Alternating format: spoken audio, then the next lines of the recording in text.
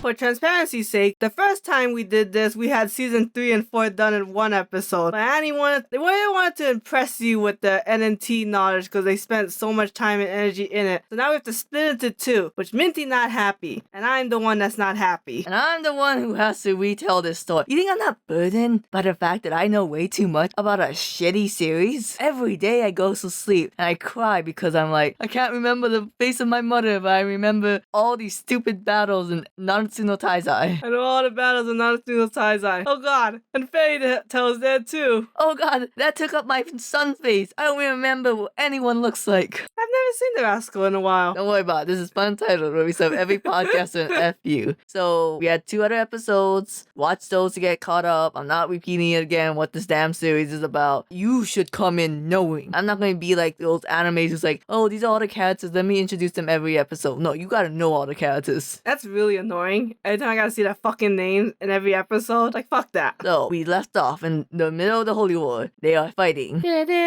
then Esterosa comes and he's like, I really like Elizabeth. I really have a giant boner for her. I'm really upset Meliodas stole her from me. So I'm gonna steal her now. Come here, Elizabeth. By the way, I recently killed Derriere and Monspeed to get their commandments. What? Do you like me now, baby? What? Holy shit. What do you think of the romance between Monspeed and Derriere, where Monspeed, because of his commandment, could never confess to Derriere? What? Yes. Why not? I don't know. My NNT expert, just like as my critical Vox Machina expert, doesn't remember the commandment that was probably put in the fan book. Here's the thing that I don't understand. Gota's magic had something to do with you can't confess your true feelings. So I don't know how that transferred over to Monspeed somehow. Either Gota's affecting Monspeed or Monspeed has like the same power commandment as Gota. Maybe they're one and the same person. Could that be true? So equally as important, I would say. No, I'm saying they're one and the same. They are the same man. Monspeed was always in love with the female version of Gota. Okay, that's jumping What? ahead. The lady that was Gota. Clarissa, okay? Clarissa? If you're gonna make stupid jokes, you get the facts straight, okay? What if she was Derriere's older sister? Alright, moving on. Does that not work? So, How come it doesn't work? Esterosa takes We Elizabeth never see away. what Derriere's older sister looks like. And we transfer over to what Bond's doing in Purgatory. No one said they had to look the same. He turned Or into a even fox similar. fairy. The anime censored it because they were butt naked Yeah. in the manga, and I'm very upset every day. What did you think about the whole Bond finding Meliodas' emotions in Purgatory and also Hawk's brother Wild? The only thing I like about this trip to Purgatory is his power up. Not necessarily the healing one, but I like that he came out of it with like the invincible skin or a defense, you know? I would dare say it's the only power up in NNT that made a lick of sense. Yes, right? Like, I love this kind of like physical melee type of training, you know? Not like some magical bullshit that they've done with everyone else. Like the magic on water in Dragon Ball. Yeah, well, You don't like that kind of bullshit. You had them train in the hyperbolic time chamber.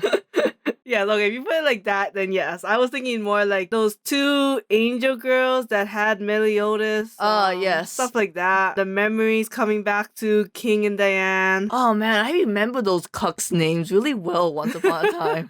You know what I didn't like also was that Bond and Meliodas was fighting the Demon King, and it was kind of like meeting the Demon King and fighting him should have been like the coup d'etat, the end of it, but it was like definitely not it. So it kind of takes away from like the actual fight. So then we transfer over to the group. We'll call it the Merlin Escanor group, Escalin, whatever. What, because your ship? And they're going... How come they can't call it the Margaret group? Alright, the Lunar Shell group. They're going inside the giant demon cocoon where Meliodas is, and Zel's just like, if you want my brother, you gotta get through me. So he does his little black hole thing with his cool hands, and later on, Kuzak and Chandler, they're like, you can't defeat us because we don't have any weaknesses. And Merlin's like, that's why I'm gonna make my own weakness. Oh god, yeah, I hate that. I'm gonna go through all the Pokemon types, touch you with them, see which one is the most affected, and slowly lower your immunity to that element. So tell me, look me in the eye and tell me, Buddha Toot, the Zeldris fights and the Merlin versus these 2 smucks. Oh god, that's horrible. Even the whole Merlin thing, giving them weaknesses, is just like total bullshit. I say that because I know somebody really likes when Chandler and Kuzak becomes one entity. The one original sin, the one that started it all, who gave Adam the apple. apple. Oh, this is what's stupid about that. Why is the thing that's represented of the 10 commandments combined, basically, A beautiful centaur. become the original sin when the good guys are called the 7 deadly sins? Oh, yeah. That's so confusing to me. His commandment name should have been, and Jesus said, love oneself as you love him. What? I forget. It's been a while since Bible school, but you know, like how the 10 Commandments? Supposedly Jesus will come and then like summarize those 10 Commandments in basically 2 rules. Oh. And it's basically like The golden rule? I think so.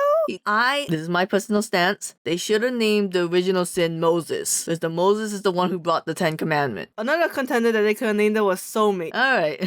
So at this point, Hold on. Before you like just brush me off, let me explain. I was gonna give you an out. I'm never gonna give you an out again. You will have to explain why you think Kuzak and Chandler is OTP, one true pairing. All I'm saying is that this term soulmates came from Greece mythology that humans used to be 2 souls in one. They used to be a being of 2 heads, 4 arms, 4 legs, and 2 souls. But Zeus was jealous of the compatibility of these creatures in terms of loving themselves, so he split the creatures into 2 and like kind of like separated them, and that's why they're called soulmates. So original sin was split into 2. The original sin should have been introducing some Greek mythology.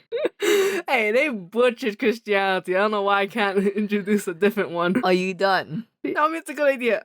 So at this point, Fuck you. the veil on Ludacel over his dead brother Male starts to thin because Ludacel's like, yes, I have done it. I avenged my brother Male by taking down Zeldris. But like, wait, I can't remember what my brother's Male's face looks like. I only see Esterosa. And if one person's perception on this whole ruse starts to shatter, everyone will break. So at that time, everyone who knew about Male remembers that there was no one named Esterosa. It's always been Male. And because Ludacel knew Male the best, he suffered the most with the mind freak. Like, my beans! My beans, it's been mind freak. Pick up my beans. Bean Daddy, give me beans. No, daughter, you should know how to use a can opener. That's fair. I did a Mim Bam joke. You do a Mim Bam reference.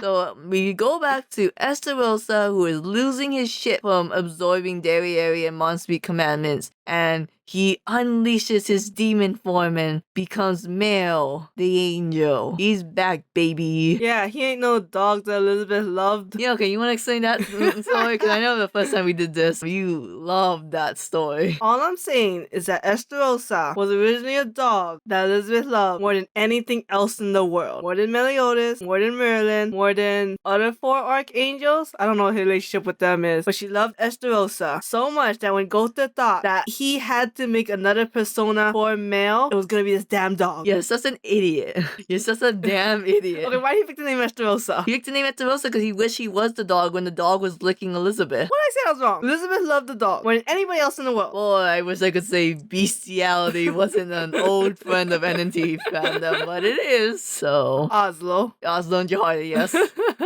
So Male starts losing his shit because he's like, why did everything bad happen to me? I'm like such a good boy. Plus I get... Like a dog. Yes. Plus I lose my total girlfriend Elizabeth. And now they made me into Esterosa and I killed so many of my angel brotherins. F me. I'm gonna go evil. And then... I know, such like, oh, woe is me. It's like, shut the fuck up. Then Gotha comes and he's like, hey, this all happened because we needed to balance the scales again. Because when Meliodas left the demon clan, that made a giant power gap. So we need to get the strongest person on the angel side or Stigma and make them join the devil side. And that would push the angels to do the coffin of eternal darkness and make everything Gucci. And Male's like, fuck you, it didn't have to be me, but... And Gotha's like, it did actually, because it turns out, Minty already talked about this, you killed Gotha's girlfriend / wife, Goluiza, and, you evil. It was out of pettiness, not necessarily of necessity. Yes. And then we have the king power-up. What? The king power-up happens during this fight. I thought it was during the whole, like, Gloxinia thing.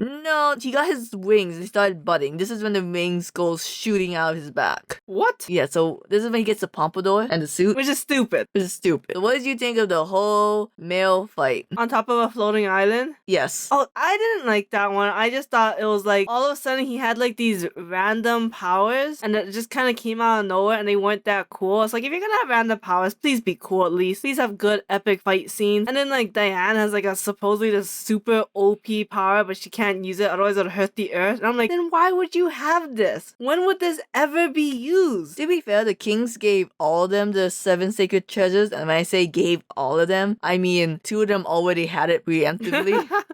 Even before meeting the king. Yeah, so it's like, man, I don't know where you got these weapons, Baltrus, whatever your name is. You gotta get better weapons. This hammer sucks. Like, I know you spent all the money making the hammer that size, but come on, work some backbone. You see the future. You can see that this was never gonna be used except once.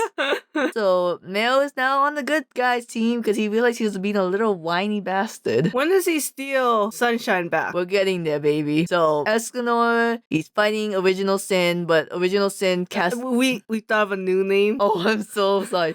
It's fighting Soulmates.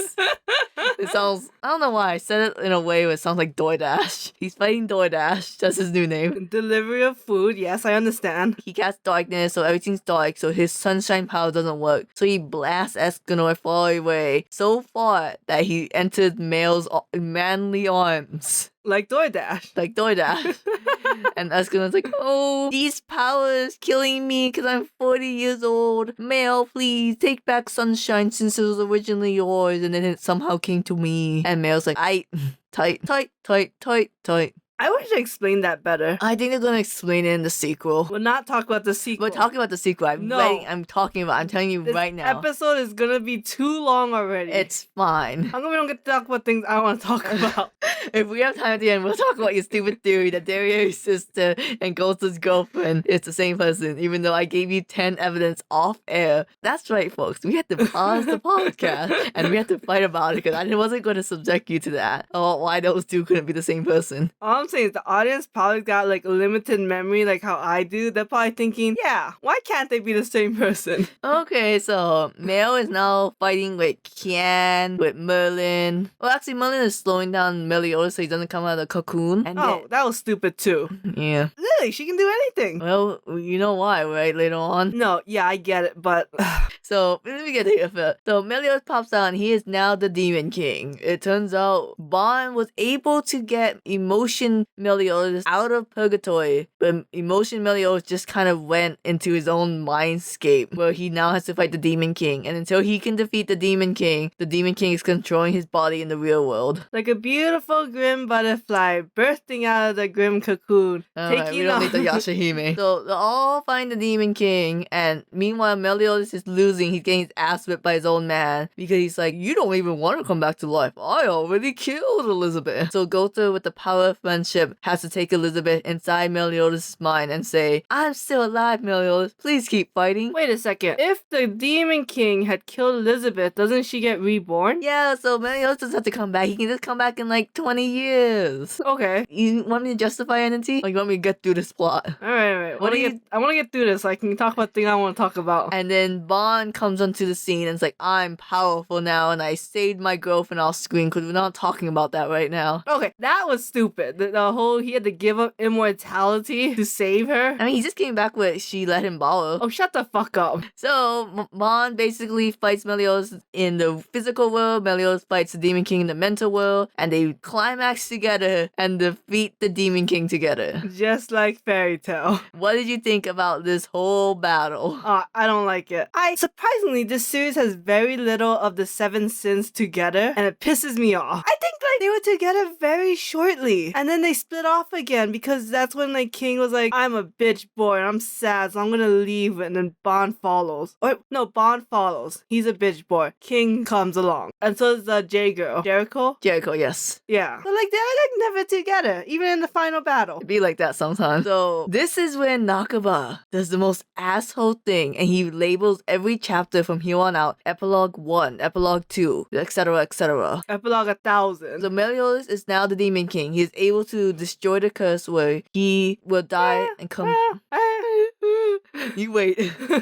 Elizabeth will no longer be reincarnated. Meliodas will never come back to life again. And unfortunately, he's the Demon King, so the world's imbalanced because he exists. So he has to go back to the demon world. And Elizabeth is like, I'll come, baby. I'll come with you. And we will never be apart. This is called the 7 sins will never be together.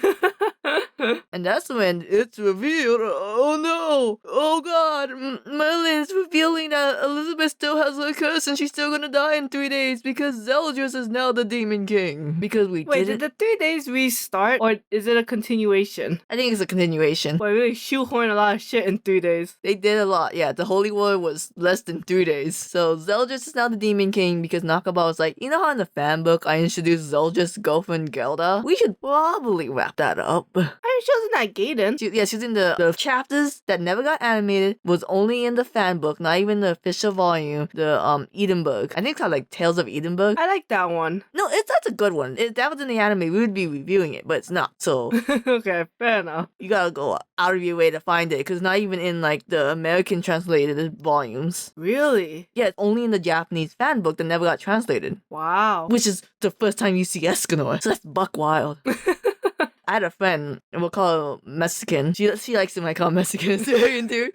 No, but Let's just call it A. A did not know Escanor had a crush on Merlin to the very end of the series because she never read the Edinburgh chapters. Wasn't there hints during the series though that Escanor liked Merlin? Don't worry about it. There's a whole bathtub scene. Hasn't he written a couple of poems? He named his bar after Merlin. Yeah, you have to understand. Casual readers don't read into that. I don't even like this shit, but I know shit. So, what was I talking about? Oh yeah. The curse is still there. The curse is still there, so they had to go after Zeldris and finish up the Gelda storyline, and they had to enter Zeldris' mindscape because the Demon King is telling Zeldris that Gelda is dead, so there's no point in fighting. I mean, the plot repeats itself, right? The last battle is the same fucking thing. Except now it's Zeldris and Gelda, or as we like to call it, Zelda. We call it Geldris in the fandom, but okay. What? Yeah, we had to change it because, if you start searching for it, you'll never find anything. Well, I mean, you'll find something. You'll find something. So, you want Breath of the Wild 2 postponed. Oh, jeez. It'll still be relevant. No, it's not. I mean, if it's postponed that long, this will still be relevant. It's coming out 2023, my dude. Oh, thank God. I still haven't finished Breath of the Wild 1. Not because it's a bad game. I just took an unscheduled break and I'm like, I don't really know how to play. And all I have to do is defeat Ganon. So, that aside, Escanor it's dies. important. I'm like, no, my thing is more important than Escanor dying because he took back Sunshine. You're really glossing over this. I mean, really, it's just a repeat.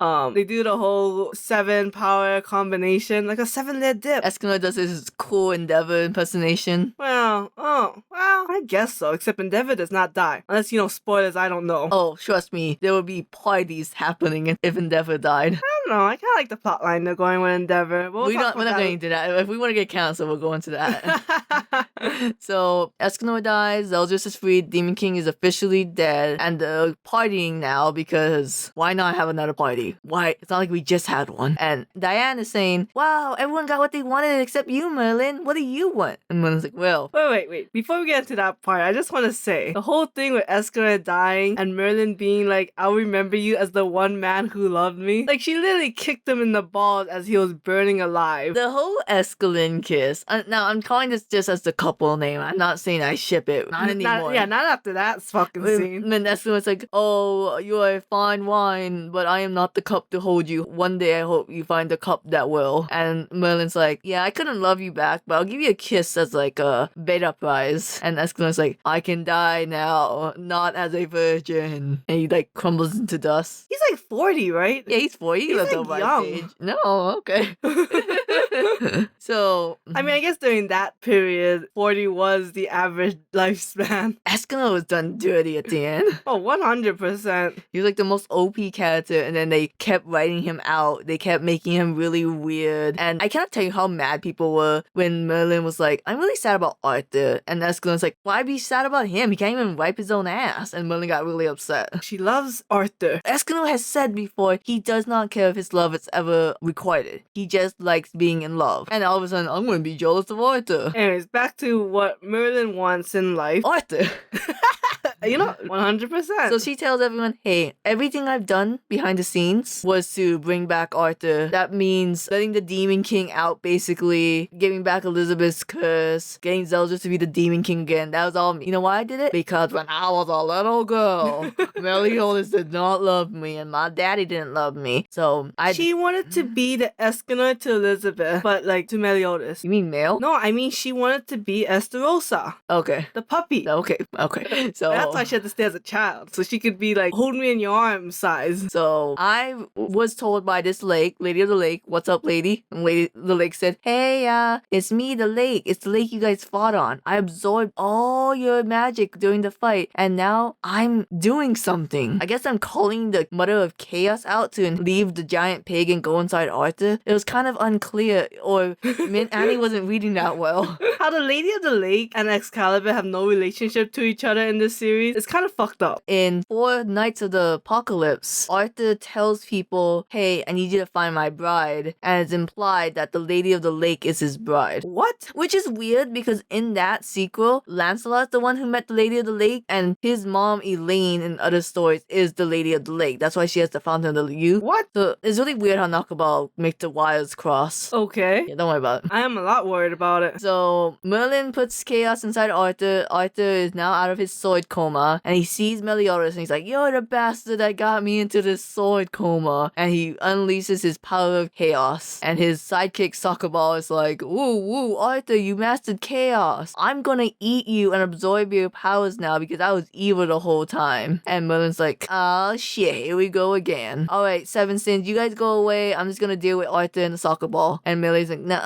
Merlin, we together forever minus Escanor. And then we end the series because since Arthur's the king of chaos, who cares if Meliodas stays in the human world? Everything's out of whack anyways. Which is stupid. This whole thing is stupid. They should have killed the goddess lady, like I said, if they want to keep things balanced. Because if chaos is supposed to be the holder of, I don't know, energy, because there's something, right? There's a balance between the demons and angels, right? Yeah. So if chaos is supposed to be the balance, then it's like you can't have the supreme deity. God, I remember her name at the last moment. Oh, you was looking for her name? I could have told you, baby. I know. The Supreme Chialupa. Here's what I don't get. Okay, chaos gave birth to the demon king, the supreme deity. Which, wait a second. Doesn't that make Meliodas and Elizabeth cousins? And they're not real kids. I'm just saying, in the family, if you drew a family tree, would they not be considered cousins? I cannot tell you the NNT fandom discourse that came out from this, okay? You will not believe. I'm calling it now, they're cousins. I believe, Kissing cousins. Chaos... Okay, well, my whole thing was like, what was the soccer ball? We don't know. We don't know what Calf was. So was soccer ball basically the same level as chaos, which basically created the world? No, he was just someone who really wanted chaos. That's why he had to eat Arthur, and he ate his arm. So it's like, how was... Cass seemed pretty powerful. Yes, after he ate the arm. Yeah. I would love to justify anything about this last arc if I didn't hate it with a burning passion and think that it just jumped the shark. Yeah, I wish Lily, Meliodas, Elizabeth go back to the demon world. Not really back, but go to the demon world, story ends. Yeah, but we couldn't because we need a next gen. No, not really. Well, Nakama didn't want to do his baseball series like he said he was gonna do, and he did a sequel instead. Yeah, we need more sports anime. Although I don't want to read the one written by Nakaba, considering how he wrote 7 Sins. Yeah, maybe his ice skating was good. He did ice skating? He did an ice skating where the main love interest couple looked just like Jericho and Gustav, her brother, and all the ice skating moves got translated into spell names for their ice attack. That's why most of them are ice. Wait, they went from lovers to siblings? Yes. Kissing cousins. So, the series ends with Next Gen Tristan, and we'll find out what happens to Tristan in the Curse of Ironburgs 2, the NNT movie. What? Yeah, there's gonna be an NNT 3D movie called The Curse of Ironburg Part 2. Wait, so this is like the 3rd movie? Yes. Holy shit. And then you get a little Lancelot Gaiden chapter to find out Lancelot is the child of Belaine, Tristan is the child of Elizabeth. So then, this is the part I want to go over this real fast. The sequel, The 4 Nights of the Apocalypse, because I had to read it. It goes after, the 4 horses of the apocalypse: death, pestilence, war, and famine. How close is the connection? Like 7 Sins close or like 10 Commandments close? I'll tell you this now. We only know the power of one of the 4 horsemen at the point we are now. He is death. His magic power is that he can do whatever he wants because he has hero magic. So if he wants to heal, he'll heal. If he wants a strong attack, he gets a strong attack. If he wants to fly, he can fly. And it's only hinted that, like, if he gets really angry, he can make demon powers and kill anyone. So 10 Commandments close. Yep. And I did only... Isn't that like an OP power? It's the whole point of this series is that you follow a group of 4. They're all very weak compared to the 7 deadly sins who came out the gate running strong. So you have to watch the 4 learn how to use these powers. Oh god, I hate that. I hate that so much. I'm so over novice protagonist. The series is back. It's very slow because he has to reintroduce the world, but he also introduces a bunch of quote-unquote Easter eggs that there's no way new readers can understand. And the characters are poorly written because they're all weak, so honestly, Lancelot is there bailing them out in every battle. Oh. Imagine reading a series where the main characters cannot do anything. There's only one time the 4 characters actually fought, and it was just because they found enemies that like was exactly weak to what they were doing. Like one of them uses poison, and oh, I have an enemy that does poison, I beat your poison. My poison's stronger. One of them can see through lies, and like, oh, an illusion enemy, I see through the illusion because I can see through lies. Oh, interesting. It's so bad, but I keep reading it because I fucking love Next Gen, as the Children's Day episode would disclose. Oh god, the Children's Day episode. What a train wreck. The sequel, like, you realize that the whole Arthur thing at the end of NNT was so clunky and unsolved because we just had to write Arthur as the main bad guy for the 4 Knights. And honestly, you guys can go without because the only people sticking with the 4 Knights are really shitty people. Annie, don't out yourself like that. It's true. I'm the shittiest, but it's like a little fandom discourse. There's one girl who got introduced. She has the same name as Tristan's love interest in the original Britannia story, so they think, they're gonna get together. She was introduced. She's very tall. So the main character, Percy, who's really short because Nakaba has a shorter kink, she walked into her crotch and just started rubbing her face all over it, being like, what is this? It feels nice. And she's like, you just sexually assaulted me. I'm upset. And all the fans went, oh, I wish Nakaba didn't introduce her upset because now I hate her. She just seems like a mean woman. And I'm like, are you fucking kidding me? She got sexually assaulted and you're mad at her? Yeah, so that's just fair though. Why would you write a scene like that? Percy, the main character, because it's short for Percival, is the most uncomfortable character I have the ever displeasure of watching grow. And yeah, so before Minty, overall, would you recommend NNT? For the long haul of it and ask them to watch the whole thing? No. Even just to say like, oh, would you just recommend season 1? I'd be like, no, because once you watch season 1, you're gonna want to watch the rest. And it's like, it's not worth it. It's honestly a series that I could erase from my brain and be okay with. I mean, I do like watching bad series to have bad examples of things, but other than that, it's not really a worthwhile series. I would never reread it or rewatch it except season 1. The problem with NNT is that it's not as bad as Yashahime. Like, we slept through Yashahime, so we know what truly bad writing is. At least NNT was trying to be creative. Sure. My only problem is that it's so popular in Japan. I have no idea why the animation crapped out. Like, I would say, like, oh, maybe it's just a fun ride to, like, watch what you're not really paying attention to. But because the animation's so bad in season 3 and 4, and it's not worth reading all that, then, Season 1 was greatly animated. Oh, yeah, season 1 fun fact. Hiro Mishima, the creator of Fairy Tail, had to come out being like, look, I'm sorry Fairy Tail isn't as well animated as NNT. You just have to accept that. Were they even the same company? Basically, they're some of the same publisher, Weekly Shonen, and Weekly Shonen is the one organizing the anime adaptation. Really? Yeah, so that's why Shonen Jump, this one, I could be wrong, because I know Shonen Jump does that, but that's why they always go to Studio Paradox for most of their animes.